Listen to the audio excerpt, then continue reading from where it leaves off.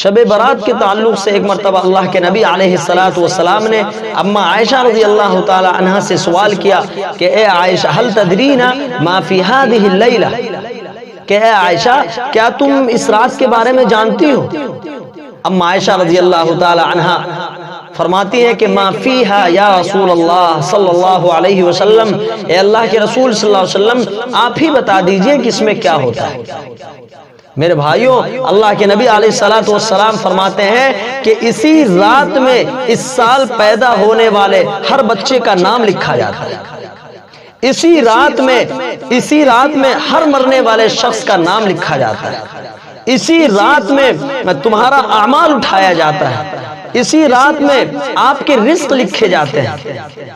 میرے بھائیوں، میری ماؤں، میری بہنوں، اس رات کو بالکل ضائع مت کیجیے، جتنا بھی ہو سکے کثرت سے اللہ رب العزت کی عبادت کیجیے، روئیے، گر گرائیے، اللہ رب العزت کے سامنے نادم ہوئیے، اپنے گناہوں کی معافی تلافی کیجیے۔ اسی رات کے تعلق سے خود اللہ رب العزت کی ایک آیت کریمہ ہے، قرآن کریم میں ایک آیت کریمہ ایسی ہے جس کا تعلق اسی شب سے ہے، اسی رات سے ہے، اسی شب برات سے ہے۔ پڑھیے، اللہ رب العزت فرماتے ہیں کہ وَفِيهَا يُفْرَقُ كُلُّ أَمْرٍ حَكِيمٍ أَمْرًا مِّنْ عِنْدِنَا۔ حضرت عکرمہ اور مفسرین کے ایک بڑی جماعت نے اس آیت کریمہ کا تعلق شب برات ہی سے کیا ہے۔ اللہ رب العزت فرماتے ہیں کہ اس رات ہر حکمت والا کام فیصلہ پاتا ہمارے حکم سے۔ لیکن میرے بھائیوں، روایتوں میں آتا ہے کہ اس رات اللہ تعالیٰ اپنی ساری مخلوق کی مغفرت فرما دیتا ہے، سوائے مشرک کے، چغل خور کے، کینہ ور، ظالم، شرابی، ماں باپ کی نافرمانی کرنے والے اور جادوگر، قاتل، ان لوگوں کے اللہ رب العزت مغفرت نہیں فرماتے۔ اس لیے میرے بھائیوں، اگر کوئی شرابی ہے تو اسے چاہیے کہ اللہ رب العزت کے سامنے معافی تلافی کرے، توبہ کرے، استغفار پڑھے، سچے دل سے توبہ کرے۔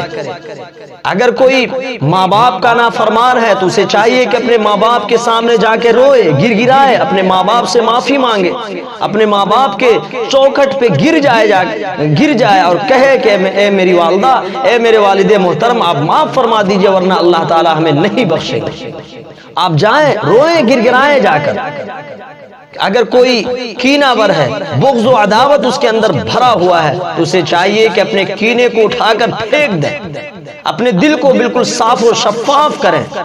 اگر کوئی ظالم ہے تو اگر انہوں نے کسی پر ظلم کیا تو اسے چاہیے کہ جس کے اوپر ظلم کیا اس سے جا کر معافی مانگے، اس سے جا کر معافی مانگے۔ اس لیے کہ اللہ رب العزت فرماتے ہیں کہ تم مجھ سے کیا دعا کرتے ہو، جس کے اوپر تم نے ظلم کیا ہے تم اس سے جا کر معافی تلافی کر لو، میں تو غفور الرحیم ہوں، میں تو رحمان ہوں، میں تمہیں معاف کر دوں گا۔ اس لیے میرے بھائیوں، اگر آپ نے ظلم کیا کسی کے اوپر تو آپ جا کر ان سے معافی تلافی کیجیے، ان سے جا کر معافی مانگیے، ان کو راضی کیجیے، اللہ رب العزت خود راضی ہو جائے۔ میرے بھائیوں، اگر شرک میں مبتلا ہے، اللہ رب العزت کے علاوہ بھی اگر آپ کسی کی پوجا کرتے ہیں، پرستش کرتے ہیں، تو آپ کو چاہیے کہ صلاۃ التوبہ پڑھیں، استغفار پڑھیں، اس لیے کہ جنہوں نے بھی شرک کیا ہے اللہ تعالیٰ اس کو کبھی بھی معاف نہیں کریں گے۔ خود قرآن کریم کی آیت کریمہ ہے، اللہ رب العزت فرماتے ہیں کہ ان اللہ لا یغفر ان یشرک بہ ویغفر ما دون ذلک لمن یشاء۔ اللہ رب العزت تمام لوگوں کے گناہوں کو معاف فرما دیتے ہیں، لیکن سوائے مشرک کے گناہوں کو اللہ تعالیٰ کبھی معاف نہیں کرتے۔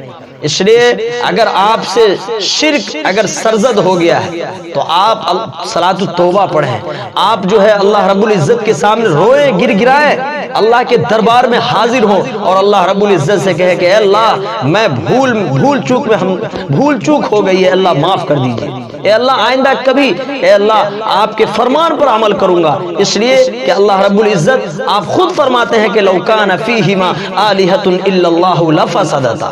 اس لیے میرے بھائیوں، اگر آپ شرک میں مبتلا ہے تو آپ اللہ رب العزت کے سامنے روئیے، گر گرائیے، اللہ رب العزت سے معافی تلافی کیجیے، اللہ رب العزت کے سامنے خوب سجدہ ریز ہوئیے اور سجدے میں جا کر اللہ رب العزت سے معافی مانگیے۔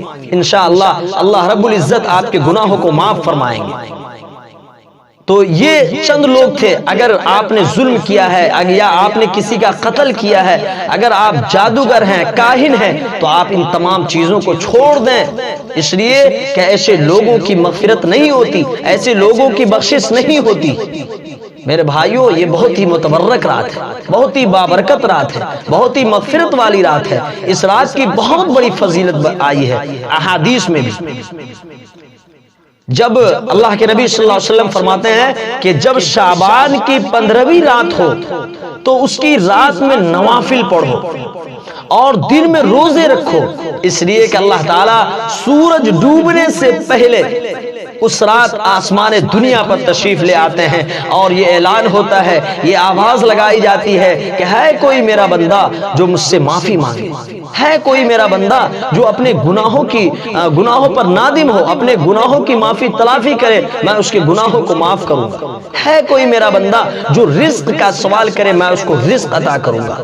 ہے کوئی میرا بندہ جو مصیبت سے چھٹکارا حاصل کرنے کے لیے مجھ سے مانگے، میں اس کی مصیبت کو دور کروں گا. لیکن آپ مانگے تو صحیح، آپ دعا تو کریں صحیح، آپ اللہ کی چوکھٹ پہ حاضری تو دیں صحیح، لیکن آج کی رات ہم لوگ لہو و لعب میں گزار دیتے ہیں، پٹاخے میں اور ادھر ادھر پارکوں میں، گارڈنوں میں اور ہوٹلوں میں اپنے وقت کو ضائع کر دیتے ہیں. لیکن یہ توفیق نہیں ہوتی ہے کہ اللہ رب العزت کے سامنے جا کے روئیں، گر گرائیں، خوب اللہ رب العزت کو راضی کریں، نوافل کا اہتمام کریں، قرآن کریم پڑھیں، قرآن کریم کی تلاوت کریں. اگر پڑھنا نہیں جانتا ہے تو کوئی پڑھ رہا ہو تو ان کے پاس جا کر سنیں، خوب سبحان اللہ الحمدللہ پڑھیں، اللہ اکبر کا ذکر کریں، خوب توبہ و استغفار پڑھیں، کلمہ لا الہ الا اللہ خوب اس کا ذکر کریں، تیسرے کلمے کا ورد کریں، سبحان اللہ والحمدللہ ولا الہ الا اللہ واللہ اکبر کا ذکر کریں. لیکن میرے بھائیوں، آپ سے بس آخر میں یہی درخواست کروں گا کہ اللہ کے واسطے اس رات کو قطعاً ضائع نہ کیجیے گا. میرے بھائیوں، اللہ کو راضی کر لیجئے، اللہ کو خوش کر لیجئے. اگر آپ اللہ کو خوش کر لیتے ہیں تو دنیا میں بھی آپ کامیاب ہو جائیں گے اور آخرت میں بھی آپ کے لیے کامیابی ہوگی. اور اس کا صلہ یہ ملے گا کہ اللہ تعالیٰ مغفرت فرمائیں گے اور ہمارے لیے قبر میں بھی آسانیاں ہوں گی اور اللہ تعالیٰ ہمیں جنت الفردوس میں اعلیٰ شالا جگہ دے گا. اللہ تعالیٰ سے دعا کرتا ہوں کہ اللہ تعالیٰ ہم لوگوں کو کہنے سننے سے زیادہ عمل کی توفیق عطا فرمائے، اور میں آپ کی ذات سے امید کرتا ہوں کہ انشاءاللہ آپ لوگ میری باتوں پر عمل کریں گے. اللہ تعالیٰ عمل کی توفیق عطا فرمائے. آمین. وآخر دعوانا ان الحمدللہ رب العالمین.